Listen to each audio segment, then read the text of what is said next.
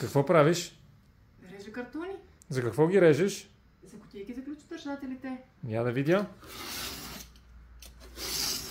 Трудно ли е? Не е лесно. Но пък мисля, че се заслужава накрая. Пак ли ще ги режеш? Да, всички трябва да стават и като тези. Много ли ти остава? Ето тези трябва да ги нарежа, а тези още не съм ги почнала.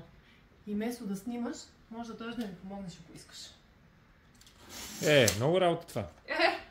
Точно! А сега какво правиш? Картоните, които ги изрязах на онази маса, сега ги изрязах под формата на кутийки за ключодържатели.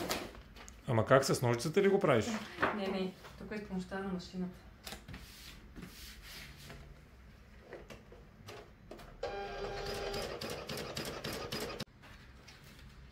Още ли работа имаш? Да, сега вече трябва да ги сгърна на кутийки, картоните.